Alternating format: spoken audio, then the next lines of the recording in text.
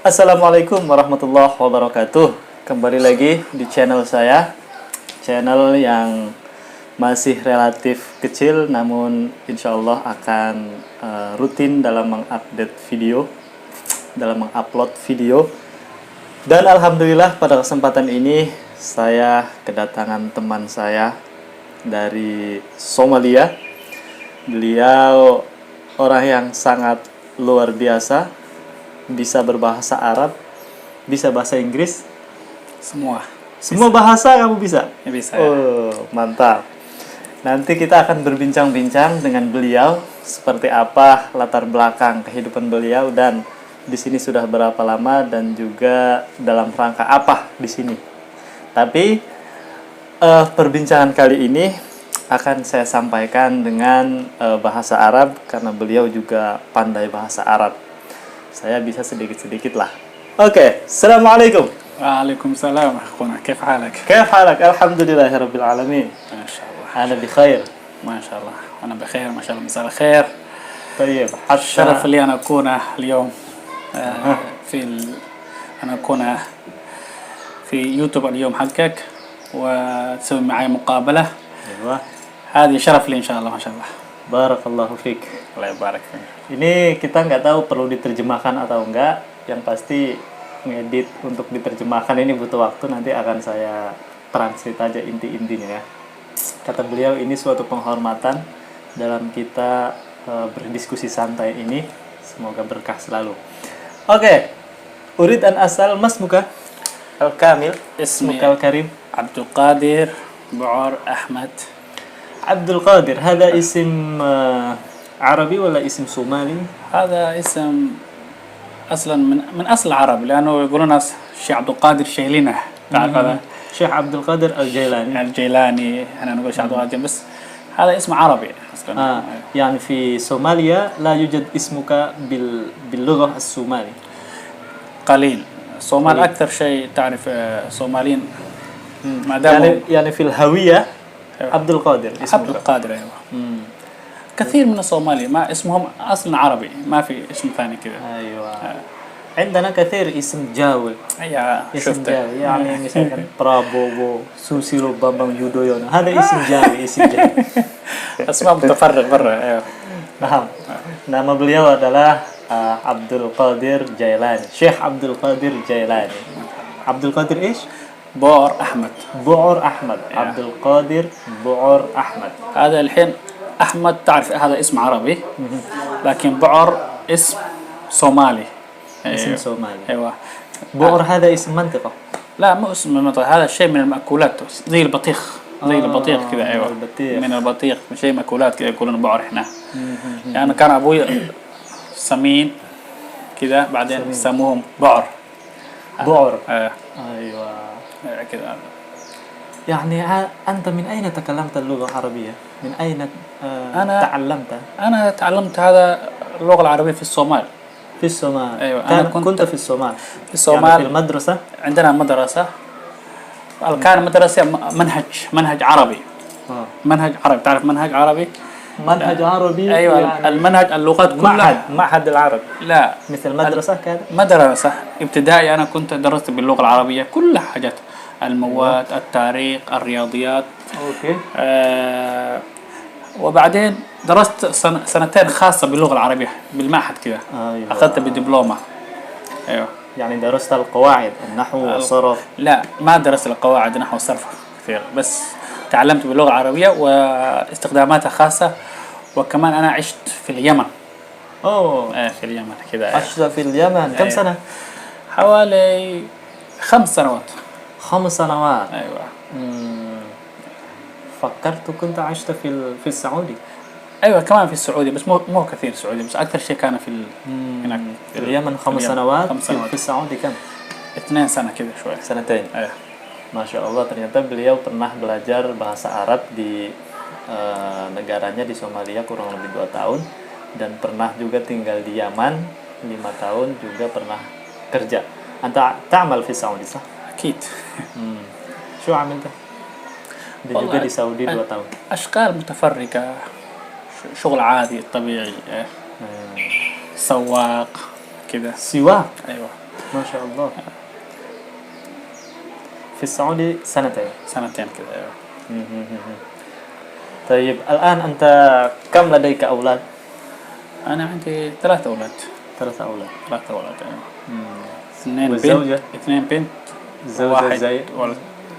زوجة واحدة؟ واحد. كثير مشكلة هذا. تكفيك ولا تزيد؟ والله يكفيني إن شاء الله. يكفيك. إحنا كنا نتزوج الصومال 4 مو زي الإندونيسي نتزوج 2 3 4. أنا أبوي تزوج أكثر من 10 زواج. أبوك؟ أيوة بس لكن كان الشريعة الإسلام 4 أو 2 3 بس ممكن إذا طلق هذا يجيب واحد ثاني. طلق هذا يجيب ثاني يطلق ويجيب ويتزوج الآخر. أيوة. يطلق ويتزوج الآخر. أيوة. يعني الجملة 10. أكثر ممكن. واو. أيوة. أبوي الحين عندنا 15 عيال. 15 عيال. أيوة أولاد. 15 أولاد أبوي. أيوة. أنت رقم كم؟ أنا رقم 2. Oh, رقم 2. أيوة.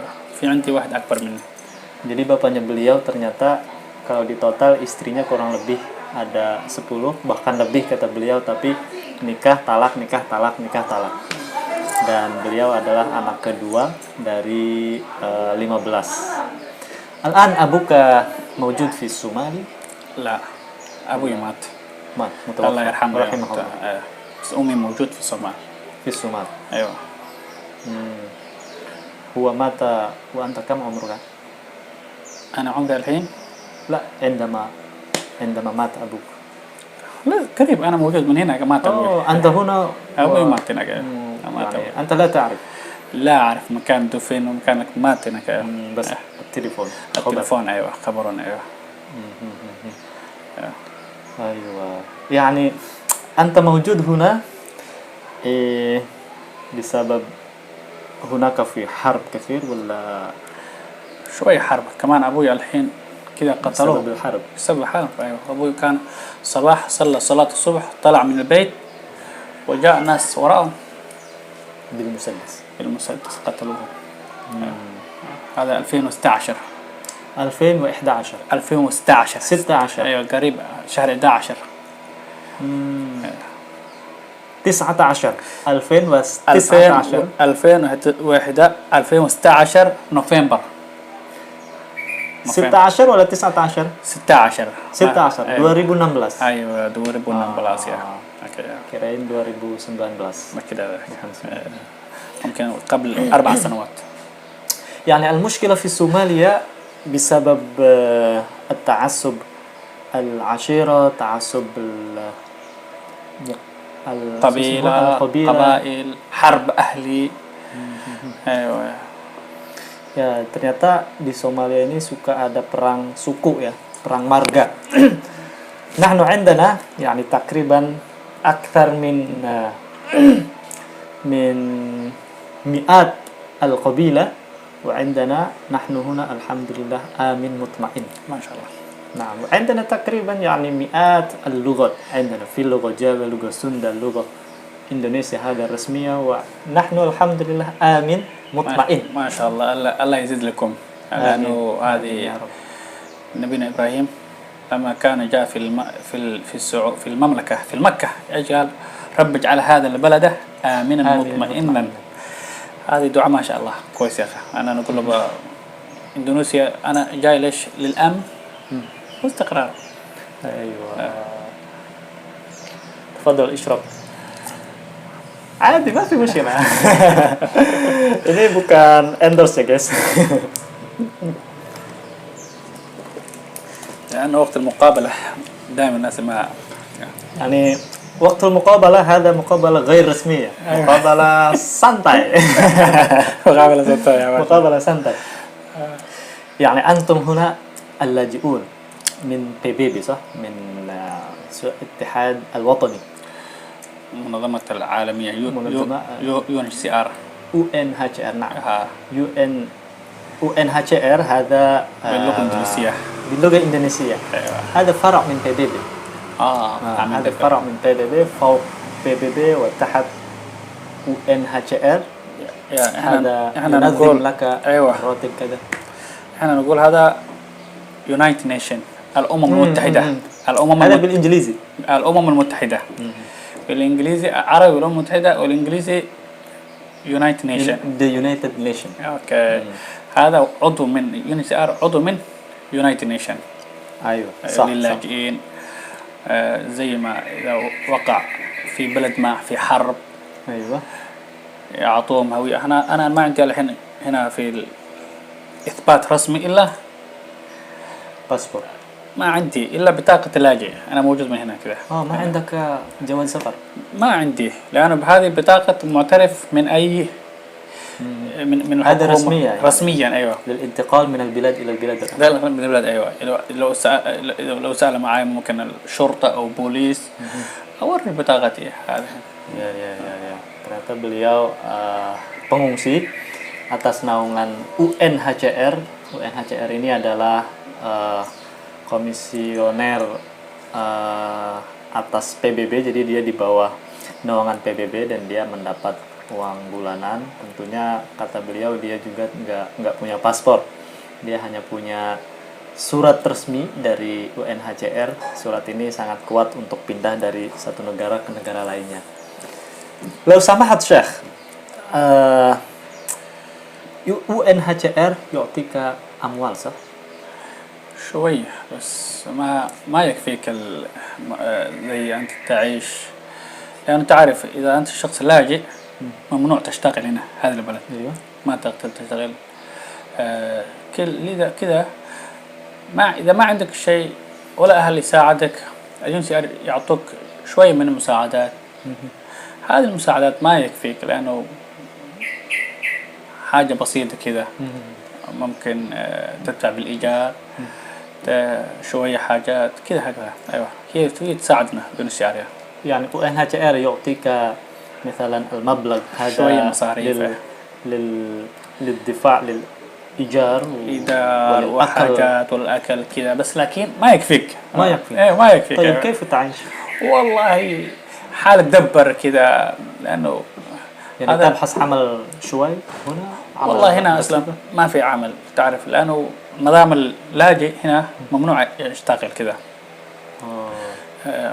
هكذا أنت إنسان تشوف حالتك وين. ممكن مرات واحد صديقك تقول له يا أخي أنا هذا محتاج هكذا وهكذا، هكذا أمورك تدبر عليك. أيوة. Jadi beliau ini pengungsi yang memang di bawah naungan UNHCR, tapi katanya bulanan dapat dikasih ya jumlah yang bisa dibilang kurang, tapi ya mau tidak mau jalani kehidupan karena bagi pengungsi untuk kerja di negara orang lain itu tentu dilarang, nggak boleh ya. Ayo. طيب يعني أنت كويس هنا؟ كم صرت سنة هنا؟ هنا من 2015. 2015. ممكن حوالي 6 سنوات. 6 سنوات. 6 سنوات. beliau dari 2015 di sini. لكن هنا جديد. هنا جديد أيوة. أنا الحين ممكن 2 سنة. سنتين. أيوة سنتين.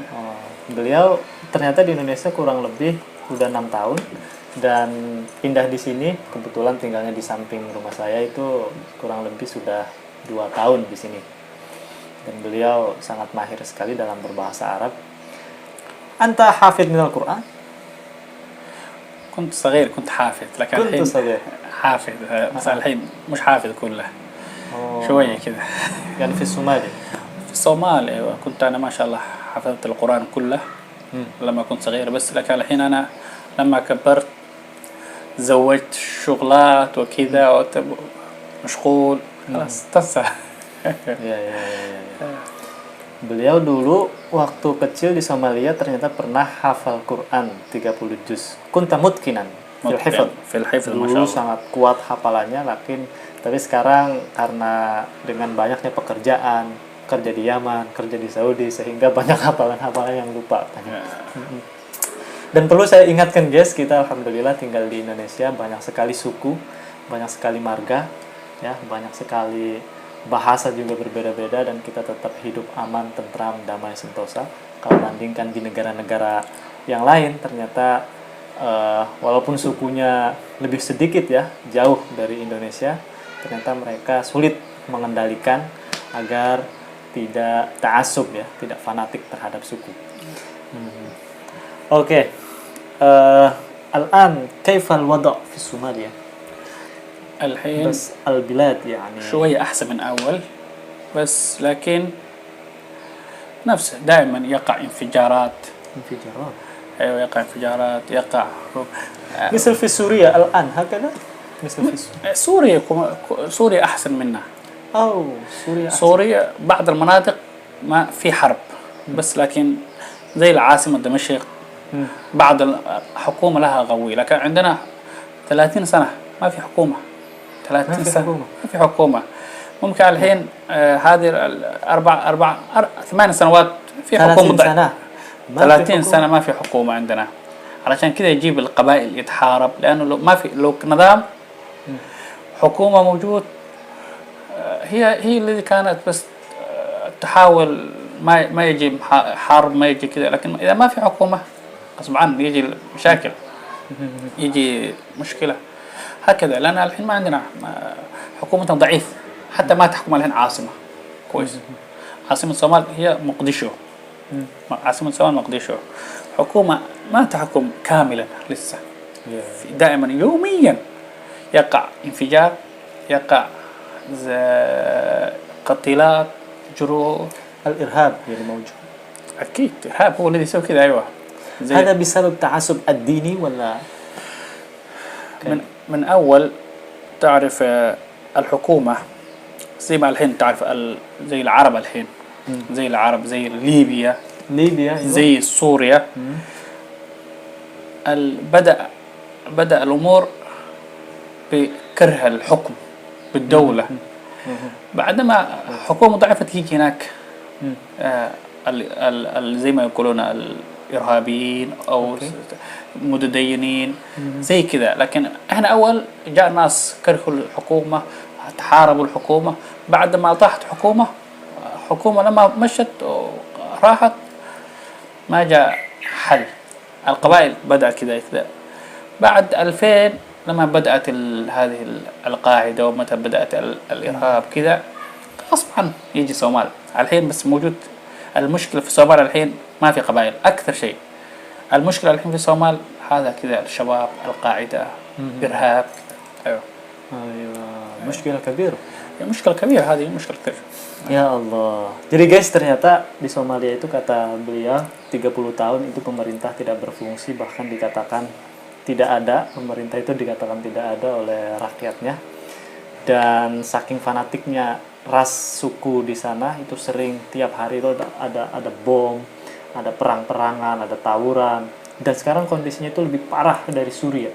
Lebih parah dari Suriah. Suriah itu hanya beberapa daerah saja yang kena tempuran ya, kena serang-serangan di sana oleh ISIS dan para geng-gengnya.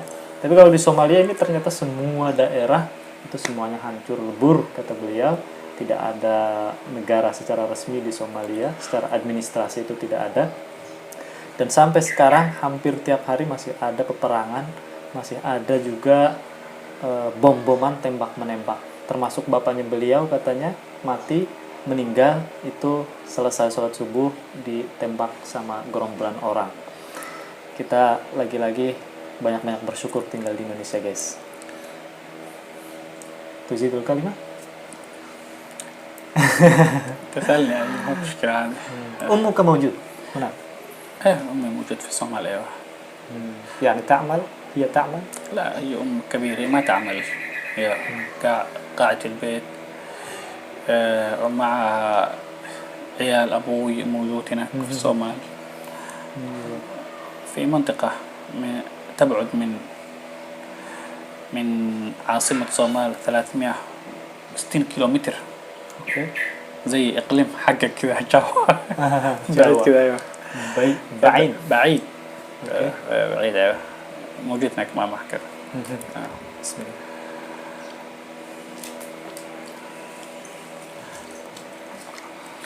يعني عدد اللاجئين من صوماليا هنا في تشيبوتات أو في جاكرتا تقريبا كم عدد؟ عرفته؟ زي ما أنا إحصائيات UNHCR الصوماليين كلهم من هنا حوالي 14,000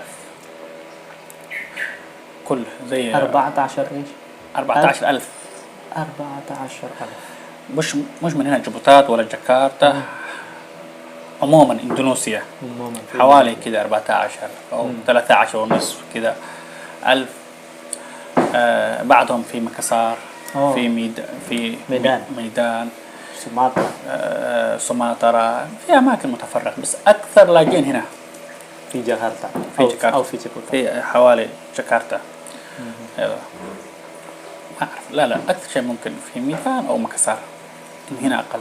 Ternyata jumlah pengungsi dari Somalia yang ada di Indonesia ini guys kurang lebih ada 14.000 dan ini tersebar di seluruh Indonesia, ada di Medan, ada di Sumatera, Makassar, di Jakarta ini jumlah pengungsi yang paling banyak.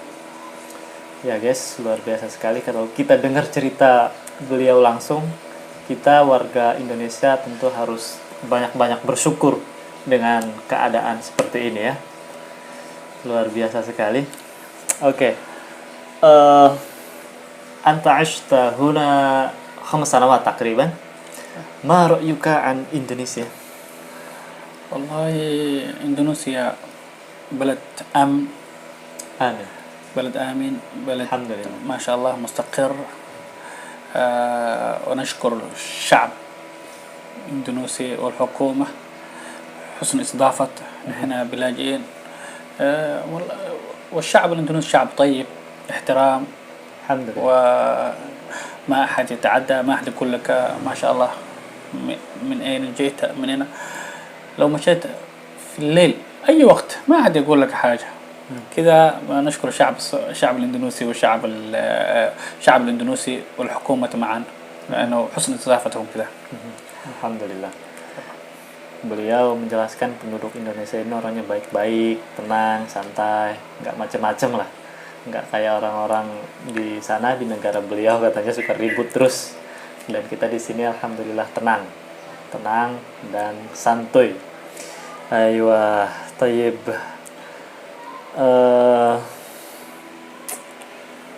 يعني هنا أنت هنا هل لديك الأخ والأخت هنا أو في الإندونيسيا؟ نعم. لا أنا أنت لوحدك؟ أنا زوجتي مع الأولاد وعيالي هكذا بس. لأنه الظروف ما يسمح عليك تجي في الصومال هنا، يحتاج مصاريف، يحتاج مبلغ، يحتاج كذا. لأنه علشان كذا ما حد كله يبقى أمي تجي من هنا، أخواني يبقون يجون من هنا بس لكن ما عندهم المبالغ اللي يجي هنا لأنه يحتاج فيه فلوس، يحتاج مبالغ وكمان صعب. بس علشان كذا جيت لهذا الوطن علشان لكي أحصل فرصة للبلاد الثانية، لتوطين بلد ثاني زي أوروبا، زي أمريكا، زي كندا بكرة علشان أقدر أساعد أهلي، أساعد عيالي، كمان يتعلم تعليم كويس ما شاء الله. كيف هذا؟ يعني أنت هنا 5 سنوات وتقريبا كم الوقت هنا؟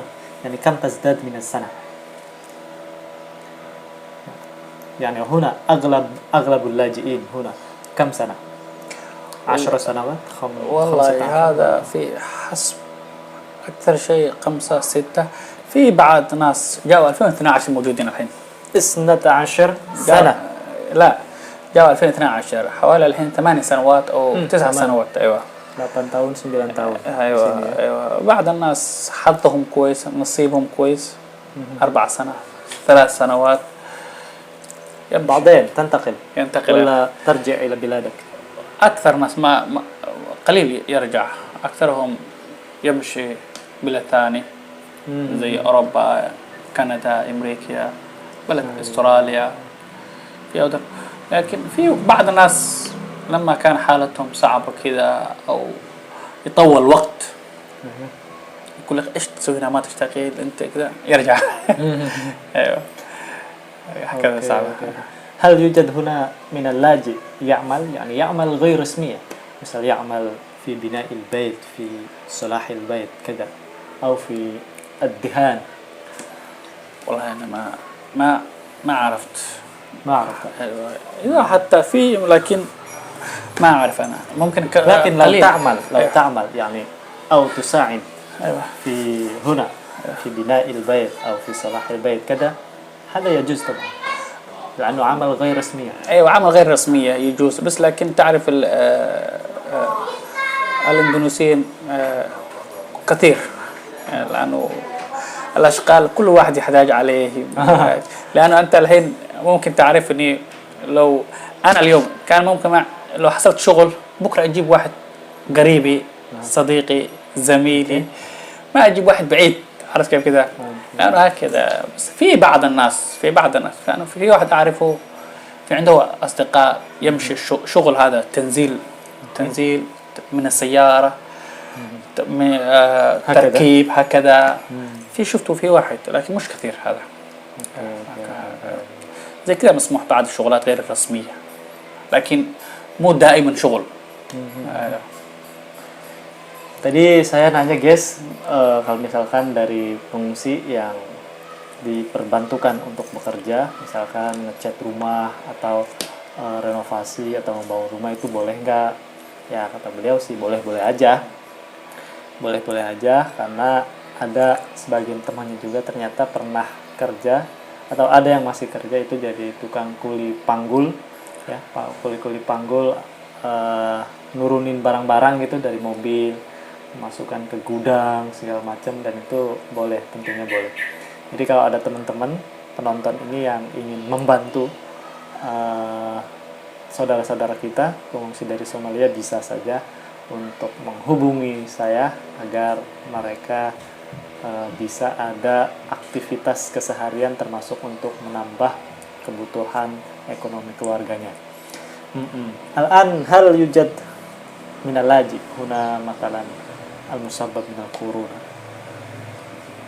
لأنه أخبار الكورونا منتشر في الدول العالم. أكيد. هل من اللاجئ يصاب من الكورونا؟ أنا قبل 3 أيام كنت في زوم. كان مع هيئة اسمها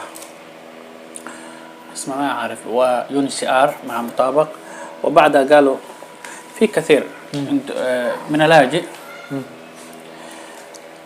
كان وقع هذا لأنه غصب عنه، لأنه إحنا لو كان صاحبك جيرانك، لأنه يجي في بعض الناس وجاء في هذا المرض. وكان الموضوع يتكلم كيف اللاجئين يأخذون التطعيم أو لقاح الكورونا ما دام الحين الكورونا يزداد في الإندونيسيا. كيف الفرص. هذا كان الموضوع يتكلم عن UNHCR أو هيئة ثانية اسمها نحن ما أتذكر، هيئة كانت لوكال هذا إندونيسي، كيف اللاجئين يحصلون التطعيم، كيف يحصلون هذا. بس لكن الحين ما سمعت في شخص مات أو شخص حالته كان صعبة عليه في كورونا، لسه ما سمعت كذا. إذا في مثلا في واحد متوفى أين يدفن؟ هنا ولا يرجع ولا حسب الأهل؟ زي ما أنا أعرف الصومالي يدفن من هنا في إندونيسيا. الصومالي يدفن من هنا. بس ما أعرف اللي في عندنا هنا لاجئين كثار، أفغانستان، صومال، سوري، يمن، سوري وعراقي، عراقي، نعم. سودان. بس ما أعرف أنا بالأفغان. الأفغان ممكن يرجع إلى بلاده، لأنه قبل كذا أنا واحد عرفت كذا رجعوه من بلاده، ما أعرف هذا تقريبا. بس لكن زي ما أعرف الشخص إذا مات في بلاد يدفن بلاد اللي مات عليه. صحيح. حتى دينيا. نعم. أيوة. Oke. Jadi tadi gue nanya guys, kalau misalkan ada satu dari mereka yang meninggal, itu baiknya dikubur di sini atau harus dipulangkan ke negaranya masing-masing. Katanya Ya, pertama tergantung kesepakatan keluarga atau kebanyakan yang sudah terjadi itu mereka langsung dipendamkan di negara yang mereka meninggal. Karena kita tahu juga di daerah Ciputat khususnya di sekitaran Jakarta banyak sekali pengungsi, bukan hanya dari Somalia ya, dari negara-negara lain, Irak, Sudan, terus Afghanistan juga, Suriah juga tentunya ada, negara-negara Timur Tengah juga yang lain ternyata banyak sekali di Somalia. Oke. Syekh Abdul Qadir, anta fi Saudi sanatain, صح؟ سنتين أيوة. عملت السواق عملت أشغال تانية كمان، أشغال تانية. زي التحميل، يعني تنزيل. عملت حج لا ما عملت حج، ما بس عملت؟ عملت العمرة كده. عمرة أيوة. في السعودي ولا يمن وين أحسن؟ والله السعودي أحسن، السعودي لأنه أحسن. السعودي تحصل شغل كويس. أيوة تحصل أين أشغال. كنت في السعودي؟ في في مكة؟ كنت لا في الرياض. في الرياض. أيوة كنت في الرياض. أيوة كنت في الرياض. أيوة في الرياض.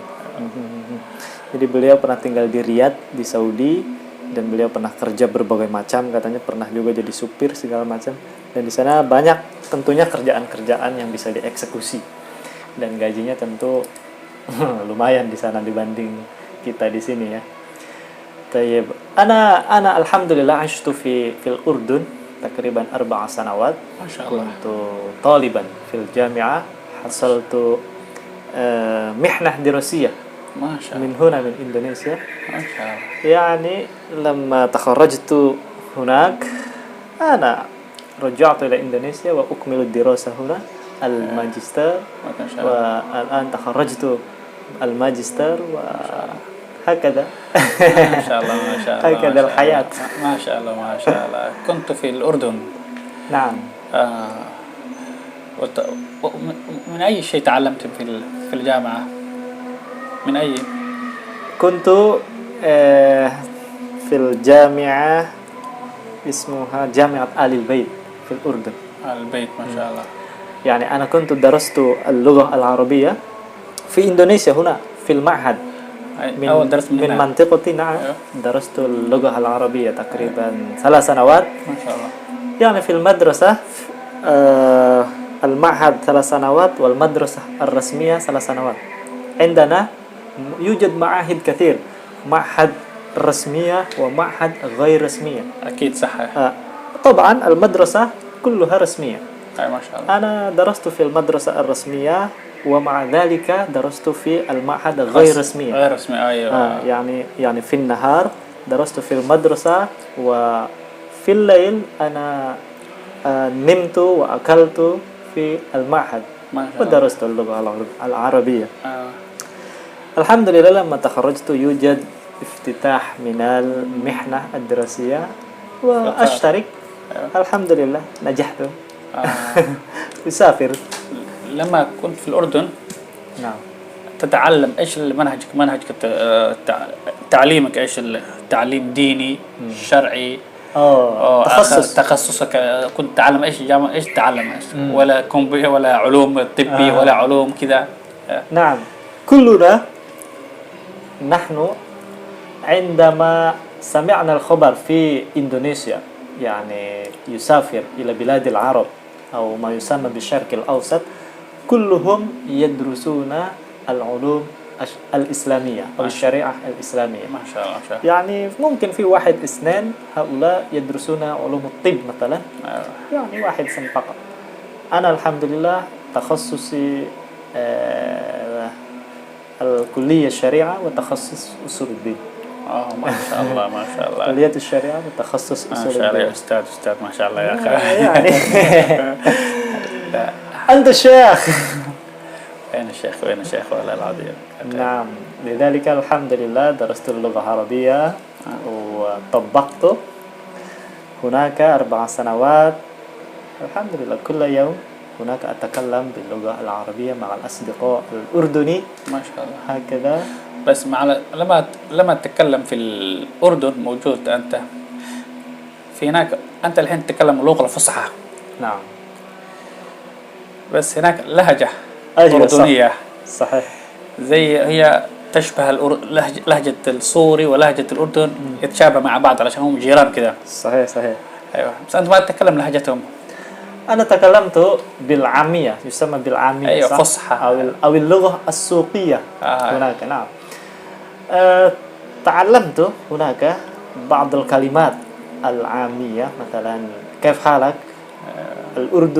أردني يقول شلونك. شلونك. شلونك. أين إلى أين أنت؟ وين بدك تروح؟ وين بدك تروح؟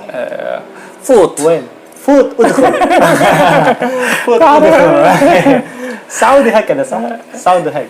هو لهجتهم شوية فرق كده. يتفرق لهجتهم. والله كنت أحب كلهم تعرف السوري، أردن شوية لهجتهم غريب، يمن سعودي شوية غريب، هذا الشام سوري، عراق، لبناني كلهم لهجتهم غريب عليه. أيوة صحيح صحيح. والله كنت أحب اللغة العامية. أيوة. يعني عشان هكذا عرفت معنى عشان صح؟ أيوة. عشان هيك.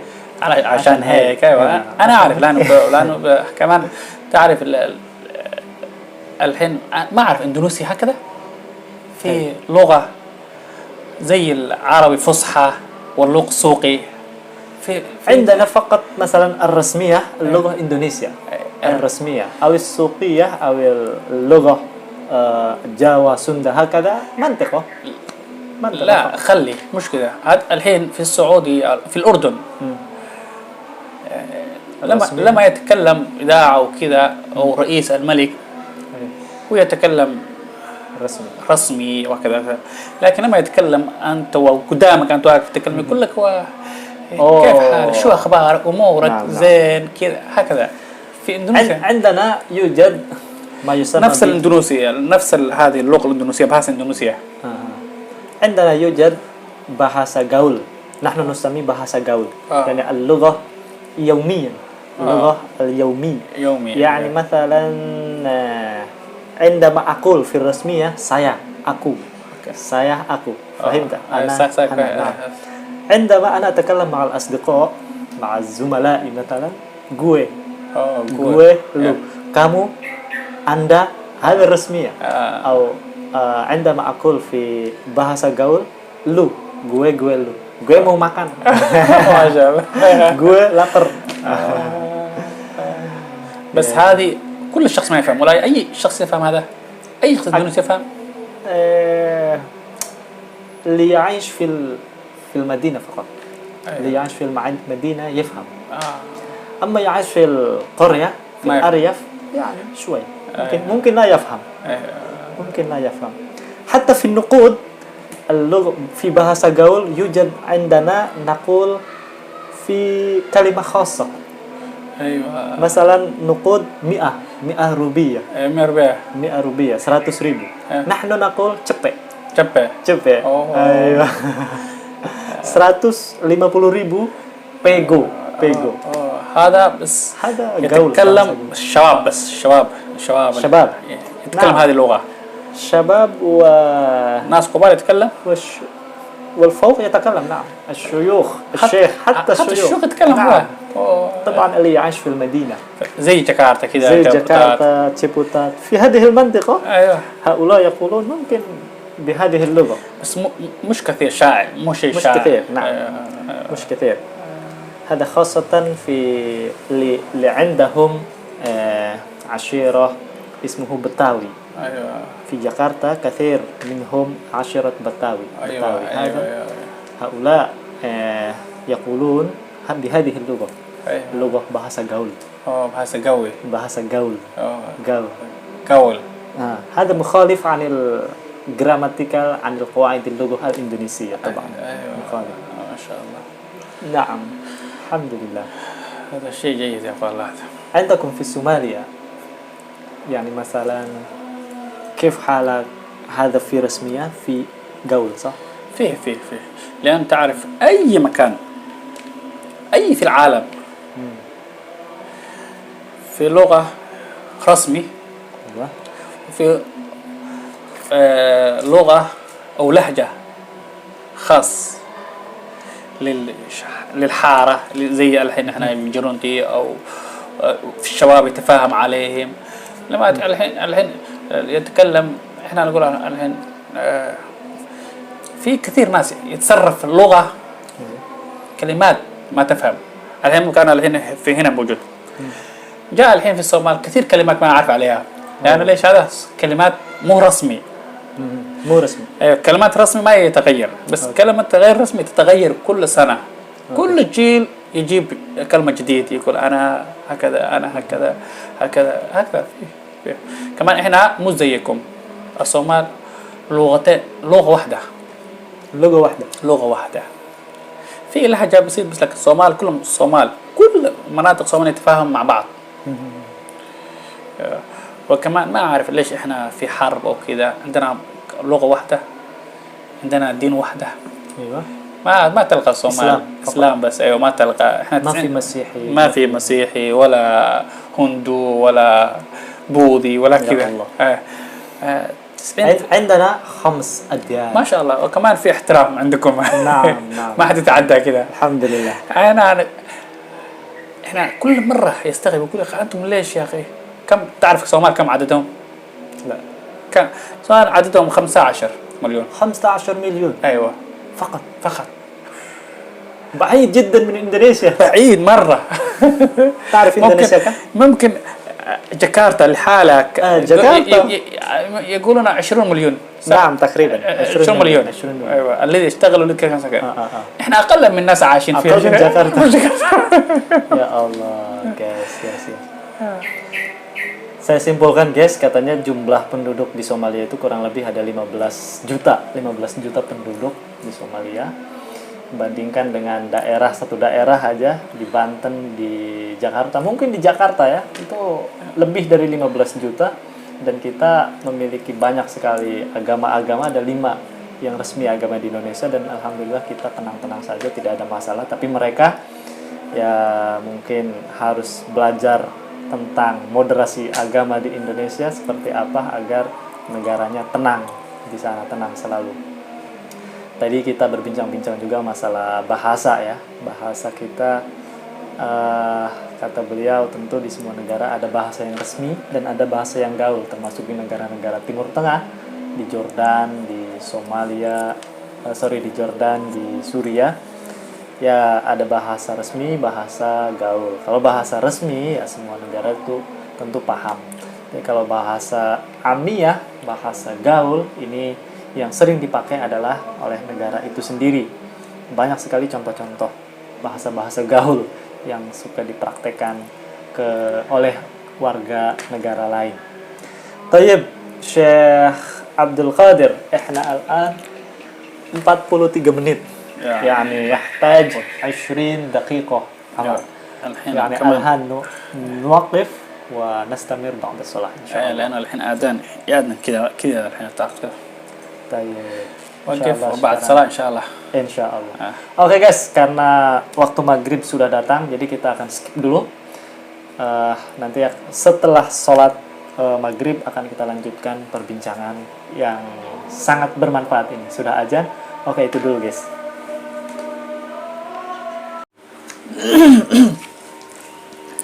Oke guys, tadi kita baru selesai sholat maghrib di masjid berjamaah. Kita akan lanjutkan lagi perbincangan kita dengan Syekh Abdul Qadir As-Sumali. Masya Allah, Masya Allah. Ana lisa musyikh. Allah.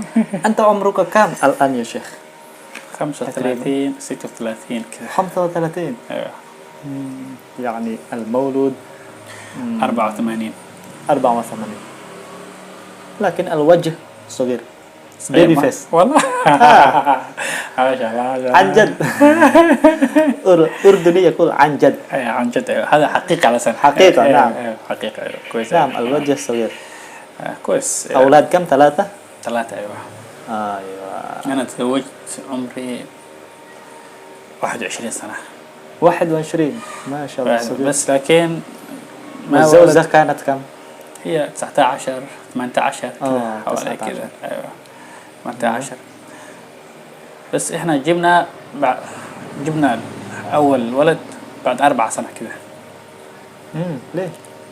مش مباشرة. مباشرة ما أيوة. عملت ما شو حملت شو؟ أيوة طوال ما يعني حملت. تعمل الزوجة تعمل شو اسمه منع النظام كده. المنع لا كذا. ما والله ما عملت نظام، بس لكن لأن الزواج وقع شوي. أنا سافرت بلاد ثاني أو نفس المدينة، سافرت مدينة ثاني ورجعت، بس الله جاوب معنا. ممكن أيوة. 2010 هذا البنت كبيرة، 2010 ولدت كده.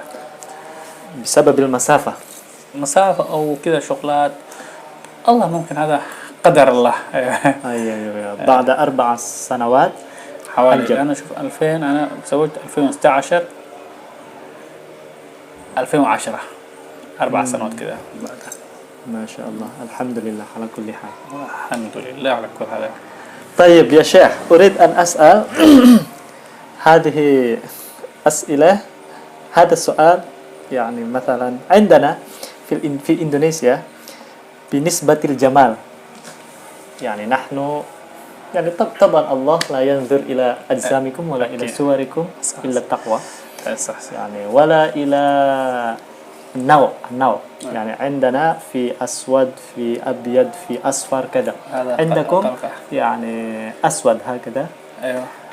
نحن بنسبة الجمال مثلا نرى الأبيض. عندكم بنسبة الجمال ماذا ترى؟ Jadi saya nanya versi cantik di Somalia kan kebanyakan mereka orang-orang hitam, jadi kalau ngelihat ataupun mencari orang yang hitam itu gimana? Tafadhal. هذا سؤال جيد ما شاء الله. أنت أول قلت إحنا الله خلق الناس كلهم حسن الخلق. طيب. زي ما الله يقول والتين وزيتون وطور سينين، والتين وزيتون وطور سينين وطور سينين وهذا البدء من لقد خلقنا الإنسان في أحسن تقويم. هكذا أهم شيء. إحنا لما تختار أو أنت الزوج، أصلا الناس كلهم يحبون البيت، بس لكن إحنا ناس نختار عليهم بالخلق، بالأدب، أداب، خلق، عفافة، حسن المعاملة. بعد كذا تختار طولها، رشاقتها، جميلة، بودي رشاقتها. أيوة. زي ما ممكن أنت الزوج تختار أو أنت رجال تختار بنت طولها كيف جمالها، أبيض أسود، في أسود حلو ما شاء الله بعد عندنا، وفي أبيض هكذا. أيوة. لكن أهم شيء أول تختار، لأنه شوف تختار أخلاق أهم شيء، دينها. كمان إحنا نختار حتى بعض الناس ممكن إحنا شوي يتطور، إحنا كثير ما نتزوج بعيد، نتزوج نفس القبيلة نفس المنطقة هكذا. أيوة. قريب بعيد ما نتزوج كثير. أيوة. نفس قريب كده. Ya guys, tadi kita dengar jawaban beliau. Jadi versi cantik menurut mereka ini tidak pandang bulu ya, nggak melihat kulit, nggak melihat apapun. Tapi yang penting kata beliau itu adalah akhlak dan baiknya pergaulan, tidak macam-macam. Yang penting itu yang paling utama adalah akhlak. Nah setelah akhlak kata beliau baru melihat tingginya, bodinya, seksi atau tidaknya, segala macam. Dan kebanyakan mereka itu nikah itu di satu mantiko ya, satu daerah atau satu kabilah. Jarang sekali terhitungnya mereka itu nikah dengan beda marga gitu, beda daerah. Karena itu bisa jadi pertentangan dalam keluarga mereka.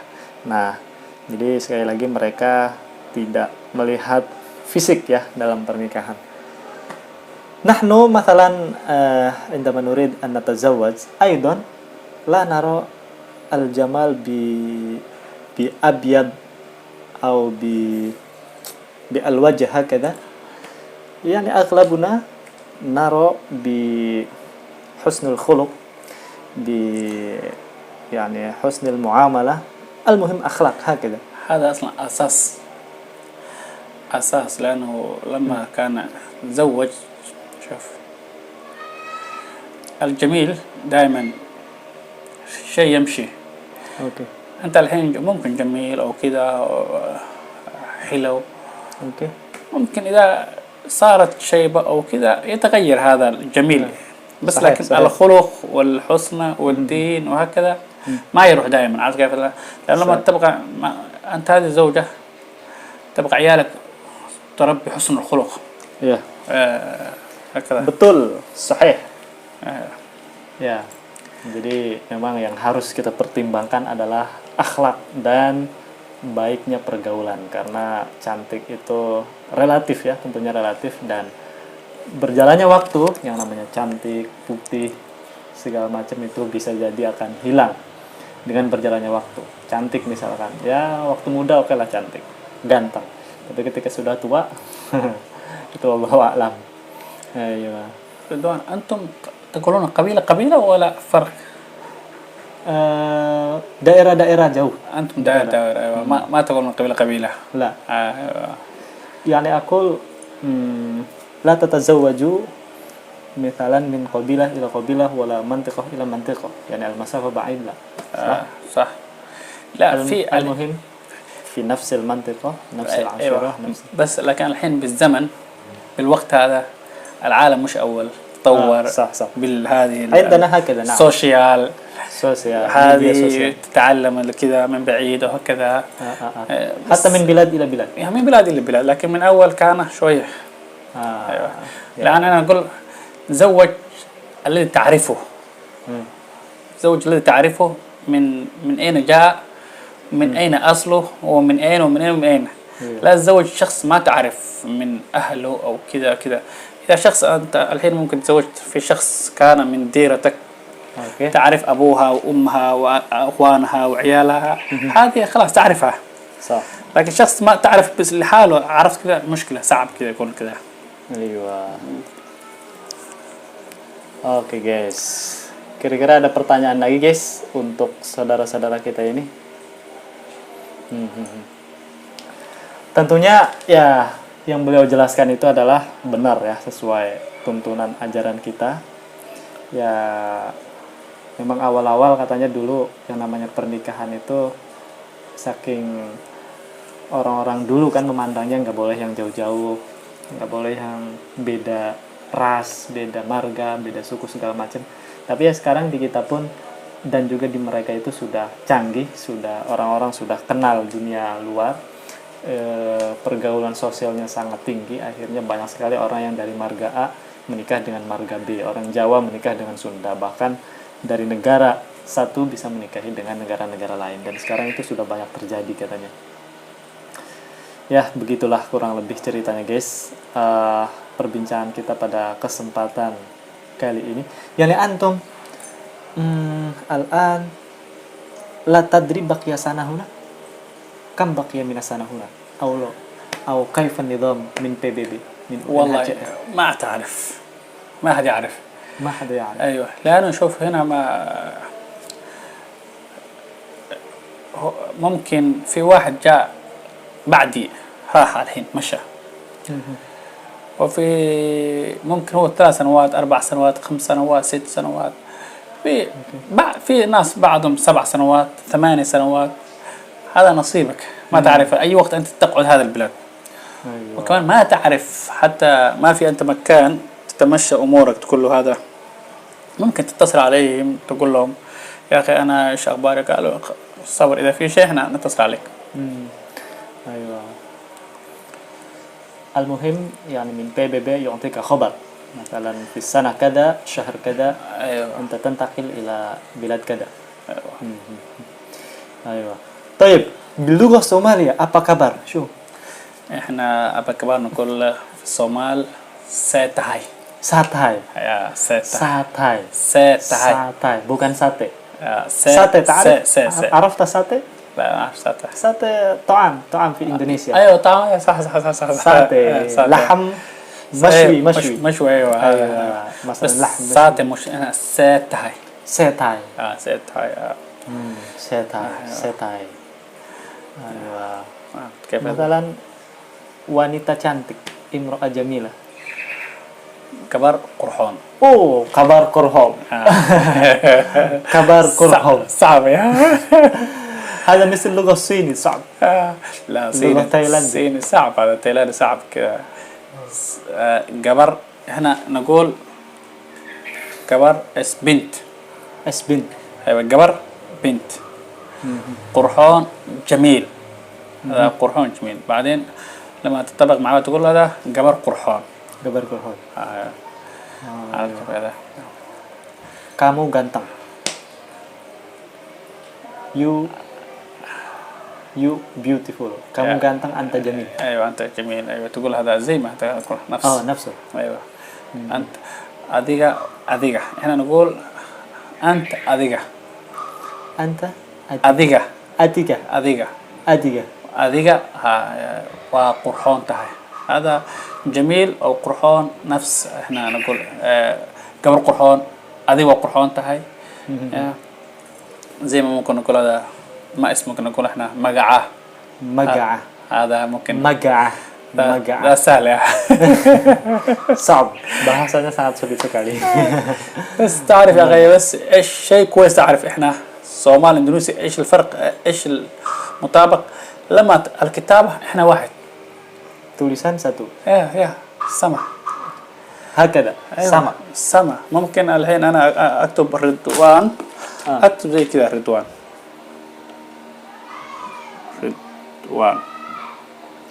sama. رضوان. حتى أنت أي شيء كتبت عليه أقرأ، أنا سما كذا. واحد كلمة. Iya. Kalau tulisan versi Somalia tentu sama dengan Latin ya, sama dengan bahasa Inggris. Beliau nulis nama saya pun sama dengan Ridwan. Ridwan. Ridwan. Oke, cantik fakot. قرحون. Kurhun. قرحون يا قرحون كان. قرحون. أولادك هل هنا يدرسون في المدرسة؟ يدرسون هذا هنا. يدرس هذا. أيوه. من يدفع من هي اللي الحيوان. يعطيك هذا للرسوم المدرسة كذا. ايوه هم يعطوهم اياه. لكن زي ما أعرف المدرسة الحكومة هي هنا. ايوه هذه المدرسة الجروندي الذي جنبنا، هذا للأطفال. هذا للأطفال. ايوه ممكن هذا الحكومة كلها بلاش صح، ما في فلوس. نعم بلاد مجانا. ايوه حكومة مجانا. هم الحكومة واليون سي ار هم يتفاهموا مع بعض كيف احنا ندرس عليهم. أيوة. عشان كذا انا 3 عيال هم يدرسون هذه المدرسة. kerjasama. ايوه. Jadi UNHCR dengan pemerintah Indonesia itu sudah kerjasama. Orang-orang pengungsi yang punya anak di sini untuk disekolahkan itu tentunya mereka gratis, tidak bayar guys. Huna fi jadid sebelah ada Somalia. اللي تحت. نعم. ايوه صوماليا. ايوه.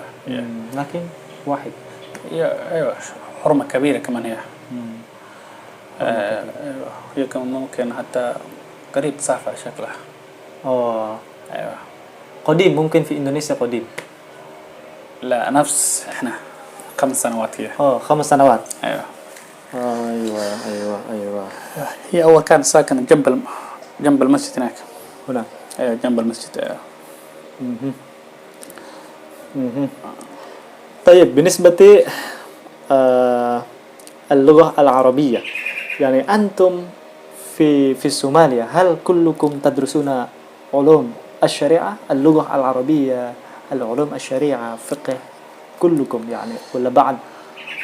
لا زي ما أقول لك إحنا لأنكم أنتم كلكم مسلمون ما شاء الله. لأن المشكلة تعرف إحنا العيال زينا إحنا لما كان ولدت طوال تمشي مدرسة تحفيظ القرآن.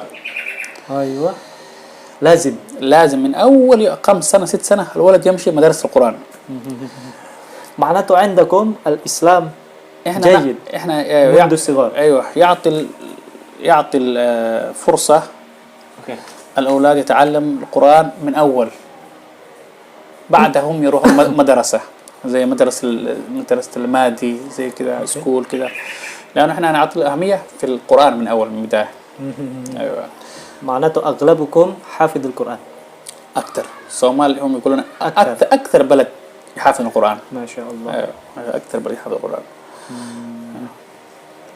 Ayo, jadi mereka memang ya sama di kita kalau keluarga-keluarga yang Islami gitu kan, dari kecil itu langsung dipesantrenkan.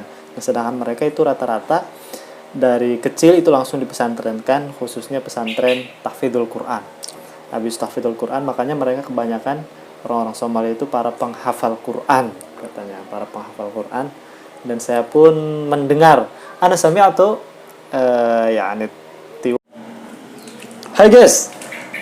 Tadi sempat terpotong guys karena memorinya tidak cukup, karena ini durasinya 1 jam. Jadi agak terpotong. Setelah ini kita langsung penutup closing statement.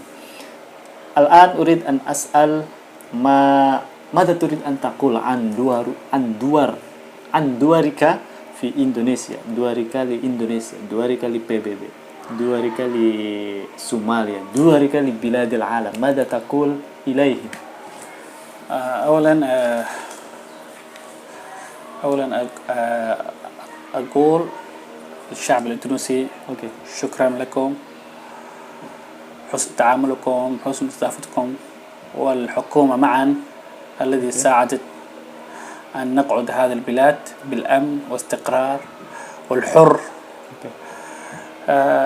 وكمان أشكر UNHCR، هي الذي أعطيتنا سويتنا علاقة إحنا والشعب الإندونيسي والحكومة الإندونيسية علشان نعيش هذه البلاد حر زي بلادنا في الصومال. هذا أقول لهم في الشعب الإندونيسي والشعب والحكومة الإندونيسية، أنتم هنا فوق رأسنا. على رأسي وفوقي. أيوة على رأس فوقنا. Guys, tadi kita nanya statement closing ya, peran ataupun apa yang ingin dikatakan untuk Indonesia, untuk PBB, untuk negara di seluruh muka bumi ini. Beliau mengatakan terima kasih banyak untuk Indonesia karena sudah banyak membantu mereka, dan terima kasih juga untuk PBB, UNHCR, serta negara-negara yang sudah berperan aktif dalam memberikan dukungan, memberikan support, bantuan untuk para pengungsi yang ada di seluruh Indonesia dan juga yang ada di seluruh negara-negara yang lainnya. Oke, mungkin itu yang dapat kita simpulkan. Nanti akan ada part-part berikutnya. Sekarang kita penutup, Syekh. Penutup yani al-ikhtitam wa musakkar wassalam. إن شاء الله نضيف معكم اشتراك القناة ومع لايك إن شاء الله. Assalamualaikum. Sampai jumpa. Ilal liqa. Sampai jumpa. Bilugha Somalia. Sampai jumpa.